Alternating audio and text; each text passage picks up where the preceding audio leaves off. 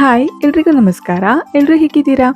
ಇವತ್ತು ನಾನು ನಿಮ್ಮ ಜೊತೆ ಒಂದು ನಾಟಿ ಸ್ಟೈಲ್ನಲ್ಲಿ ಮೊಟ್ಟೆ ಜೊತೆಗೆ ಹಿಕ್ಕಿದ ಅವರೆಬೇಳೆನ ಹಾಕಿ ಒಂದು ಗೊಜ್ಜನ್ನ ಹೇಗೆ ಮಾಡೋದು ಅಂತ ಹೇಳಿ ತೋರಿಸ್ಕೊಡ್ತಾ ಇದ್ದೀನಿ. ಈಗ ಅವರೆಕಾಯಿ ಅಂತೂ ಈಗ ಎಲ್ಲ ಕಡೆ ಸಿಗ್ತಾನೆ ಇರುತ್ತೆ.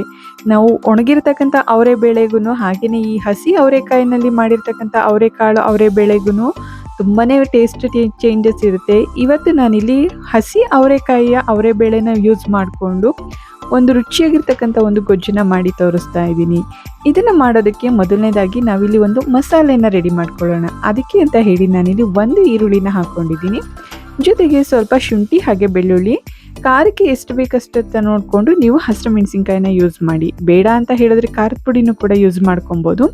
ಹಾಗೆಯೇ ನಾನಿಲ್ಲಿ ಒಂದು 1/4 ಕಪ್ಪಷ್ಟು ತೆಂಗಿನಕಾಯಿ, ಜೊತೆಗೆ ಸ್ವಲ್ಪ ಚಕ್ಕೆ ಹಾಗೆ ಲವಂಗ, ಸ್ವಲ್ಪ ಮೆಣಸು, ಅದಕ್ಕೆ ನಾವಿಲ್ಲಿ ಒಂದು ಕೈ ಹಿಡಿಯಷ್ಟು ಕೊತ್ತಂಬರಿ ಸೊಪ್ಪನ್ನ ಹಾಕಿ ನೀರನ್ನು ಹಾಕಿ ಅದನ್ನು ಚೆನ್ನಾಗಿ ಮಸಾಲೆನ ಪೇಸ್ಟ್ ಮಾಡ್ಕೊಬೇಕಾಗುತ್ತೆ. ನೆಕ್ಸ್ಟ್ ಇದಕ್ಕೆ ಒಗ್ಗರಣೆಗೆ ಅಂತ ಹೇಳಿ ಒಂದು ಬಾಣಲೆಗೆ 2-3 ಸ್ಪೂನಷ್ಟು ಎಣ್ಣೆನ ಯೂಸ್ ಮಾಡ್ತಾ ಇದ್ದೀನಿ. ಎಣ್ಣೆ ಜೊತೆಗೆ ನಾನಿಲ್ಲಿ ಒಂದು ಈರುಳ್ಳಿನ ಈ ರೀತಿ ಸಣ್ಣಗೆ ಹೆಚ್ಚಿ ಹಾಕ್ಕೊತಾ ಇದ್ದೀನಿ. ಈರುಳ್ಳಿನ ನಾವು ಎಣ್ಣೆಯಲ್ಲಿ ಚೆನ್ನಾಗಿ ಫ್ರೈ ಮಾಡ್ಕೊಬೇಕಾಗುತ್ತೆ. ಅದು ಸ್ವಲ್ಪ ಕಲರ್ ಚೇಂಜ್ ಆಗೋವರೆಗೂ ಫ್ರೈ ಮಾಡ್ಕೊಂಡಾದ್ಮೇಲೆ ನೆಕ್ಸ್ಟ್ ಇದಕ್ಕೆ ನಾನಿಲ್ಲಿ ಏನು ಹಿಕ್ಕಿರ್ತಕ್ಕಂಥ ಅವರೆಬೇಳೆ ಇದೆ ಅದನ್ನು ನಾನಿಲ್ಲಿ ಯೂಸ್ ಮಾಡ್ತಾ ಇದ್ದೀನಿ. ಇದಕ್ಕೆ ನೀವು ಒಣಗಿರ್ತಕ್ಕಂಥ ಒಣ ಅವರೆಕಾಳಲ್ಲಿ ಬರುತ್ತಲ್ಲ ಅದನ್ನು ಕೂಡ ಯೂಸ್ ಮಾಡ್ಬೋದು. ಇದು ಕೂಡ ತುಂಬಾ ಚೆನ್ನಾಗಿರುತ್ತೆ ಟೇಸ್ಟು. ಇದರ ಹಸಿ ವಾಸನೆ ಎಲ್ಲ ಹೋಗೋವರೆಗೂ ಕೂಡ ಇದನ್ನು ಚೆನ್ನಾಗಿ ಫ್ರೈ ಮಾಡಿಕೊಂಡು ನೆಕ್ಸ್ಟ್ ಇದಕ್ಕೆ ನಾನಿಲ್ಲಿ ಒಂದು ಟೊಮೆಟೊ ಹಣ್ಣನ್ನು ಹಾಕ್ಕೊತಾ ಇದ್ದೀನಿ. ಟೊಮೆಟೊ ಹಣ್ಣನ್ನು ನಾವು ರುಬ್ಬಿ ಹಾಕೋದಕ್ಕಿಂತ ಈ ರೀತಿ ಹೆಚ್ಚಿ ಹಾಕ್ಕೊಂಡ್ರೆ ತುಂಬ ಚೆನ್ನಾಗಿರುತ್ತೆ. ಹಾಗೆಯೇ ಇದಕ್ಕೆ ಸ್ವಲ್ಪ ಒಂದು 1/4 ಟೇಬಲ್ ಸ್ಪೂನಷ್ಟು ಅರಿಶಿನ ಪುಡಿನೂ ಕೂಡ ಯೂಸ್ ಮಾಡ್ತಾ ಇದ್ದೀನಿ. ಈ ರೀತಿ ಎಲ್ಲನೂ ಹಾಕಿ ಈ ಟೊಮೆಟೊ ಎಲ್ಲ ಸ್ವಲ್ಪ ಸಾಫ್ಟ್ ಆಗೋವರೆಗೂ ಕೂಡ ಇದನ್ನು ಚೆನ್ನಾಗಿ ಫ್ರೈ ಮಾಡ್ಕೊಬೇಕಾಗುತ್ತೆ.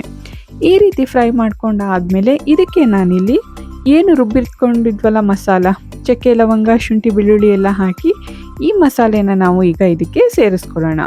ಈ ರೀತಿ ಮಸಾಲೆಯನ್ನು ಹಾಕಾದ್ಮೇಲೆ ಈ ಮಸಾಲೆದು ಹಸಿ ವಾಸನೆ ಹೋಗೋವರೆಗೂ ಕೂಡ ಇದನ್ನು ಚೆನ್ನಾಗಿ ಎಣ್ಣೆಯಲ್ಲಿ ಫ್ರೈ ಮಾಡ್ಕೊಬೇಕಾಗುತ್ತೆ. ಸಡನ್ನಾಗಿ ನೀರನ್ನು ಹಾಕೋದಕ್ಕೆ ಹೋಗ್ಬೇಡಿ. ಒಂದು 2-3 ನಿಮಿಷನಾದರೂ ಇದನ್ನು ಚೆನ್ನಾಗಿ ಹುರ್ಕೊಬೇಕಾಗುತ್ತೆ. ನೆಕ್ಸ್ಟ್ ಇದಕ್ಕೆ ನಾನಿಲ್ಲಿ ಸ್ವಲ್ಪ ಒಂದು 1/4 ಟೇಬಲ್ ಸ್ಪೂನಷ್ಟು ಗರಂ ಮಸಾಲಾನ ಹಾಕ್ತಾ ಇದ್ದೀನಿ. ಈ ರೀತಿ ಒಂದು ಮಸಾಲೆ ಗರಂ ಮಸಾಲಾನ ಹಾಕಿದ್ರೆ ತುಂಬಾ ಟೇಸ್ಟಿಯಾಗಿರುತ್ತೆ. ಸ್ವಲ್ಪ ಡಿಫ್ರೆಂಟ್ ಫ್ಲೇವರ್ ಕೂಡ ಇರುತ್ತೆ. ಈ ರೀತಿ ಮಸಾಲೆ ಎಲ್ಲ ಹಾಕಿ ಸ್ವಲ್ಪ ಹೊತ್ತು ಫ್ರೈ ಮಾಡಿ ಇದಕ್ಕೆ ನಾವು ಕನ್ಸಿಸ್ಟೆನ್ಸಿನ ನೋಡಿಕೊಂಡು ನೀರನ್ನು ಸೇರಿಸ್ಕೊಳ್ಳಿ. ನಾನಿಲ್ಲಿ 1.5 ಗ್ಲಾಸಷ್ಟು ನೀರನ್ನು ಹಾಕಿ ಈ ಮಸಾಲೆ ಎಲ್ಲ ಚೆನ್ನಾಗಿ ಬೇಯೋದಕ್ಕೆ ಬಿಡ್ತಾ ಇದ್ದೀನಿ. ಮಸಾಲೆ ಎಲ್ಲ ಒಂದು 10 ನಿಮಿಷನಾದರೂ ಈ ರೀತಿ ಬೇಯೋದಕ್ಕೆ ಬಿಡಬೇಕಾಗುತ್ತೆ. ನೋಡಿ ಈಗ ಮಸಾಲೆ ಎಲ್ಲ ಚೆನ್ನಾಗಿ ಕುದೀತಾ ಇದೆ. ಈ ಸ್ಟೇಜಲ್ಲಿ ನಾನೀಗ ಇದಕ್ಕೆ ಒಂದು ಮೊಟ್ಟೆನ ಸೇರಿಸ್ಕೊತಾ ಇದ್ದೀನಿ. ಈ ರೀತಿ ನಿಮಗೆ ಮೊಟ್ಟೆ ಹಾಕಿ ಮಿಕ್ಸ್ ಮಾಡೋದಕ್ಕೆ ಇಷ್ಟ ಇಲ್ಲ ಅಂತ ಹೇಳಿದ್ರೆ ಈ ಒಂದು ಸ್ಟೇಜ್ನ ನೀವು ಸ್ಕಿಪ್ ಮಾಡ್ಕೊಳ್ಳಿ. ಮೊಟ್ಟೆ ಏನು ಸೇರಿಸೋದಕ್ಕೆ ಹೋಗಬೇಡಿ. ಹಾಗೆಯೇ ಈ ಮಸಾಲೆನ ಚೆನ್ನಾಗಿ ಬೇಯೋದಕ್ಕೆ ಬಿಡಬೇಕಾಗುತ್ತೆ. ನಾನಿಲ್ಲಿ ಮೊಟ್ಟೆ ಎಲ್ಲನೂ ಹಾಕಿ ಒಂದು ಸ್ವಲ್ಪ ಅದನ್ನು ಮಿಕ್ಸ್ ಮಾಡಿಕೊಂಡು ಈಗ ರುಚಿಗೆ ಎಷ್ಟು ಬೇಕಷ್ಟು ಉಪ್ಪನ್ನು ಕೂಡ ನಾನು ಸೇರಿಸ್ಕೊತಾ ಇದ್ದೀನಿ. ಇದಕ್ಕೆ ನೀವು ಬೇಕಾದರೆ ಬೇಯಿಸಿರ್ತಕ್ಕಂಥ ಮೊಟ್ಟೆನೂ ಕೂಡ ಯೂಸ್ ಮಾಡ್ಕೊಬೋದು. ಅದರದ್ದು ಕೂಡ ಟೇಸ್ಟ್ ಚೆನ್ನಾಗಿರುತ್ತೆ. ಆದರೆ ನಾನಿಲ್ಲಿ ಇವತ್ತು ಮೊಟ್ಟೆನ ಹಾಗೇ ಈ ರೀತಿ ಒಡೆದು ಹಾಕ್ತಾ ಇದ್ದೀನಿ. ಈ ರೀತಿ ಒಂದು ಮಸಾಲೆ ಗೊಜ್ಜಂತೂ ತುಂಬಾ ಚೆನ್ನಾಗಿರುತ್ತೆ. ಚಪಾತಿಗೆ ಅಥವಾ ವೈಟ್ ರೈಸಿಗಂತೂ ಕಾಂಬಿನೇಷನ್ ತುಂಬ ಸಖತ್ತಾಗಿರುತ್ತೆ.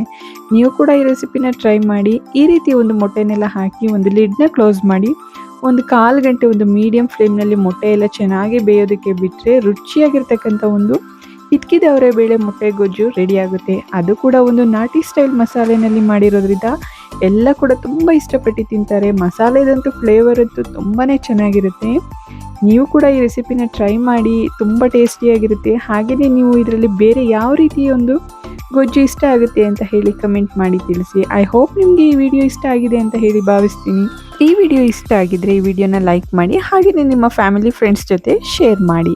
ಯಾರೆಲ್ಲ ನನ್ನ ಚಾನೆಲ್ನ ಸಬ್ಸ್ಕ್ರೈಬ್ ಮಾಡ್ಕೊಂಡಿಲ್ಲ ಸಬ್ಸ್ಕ್ರೈಬ್ ಮಾಡ್ಕೊಳ್ಳಿ.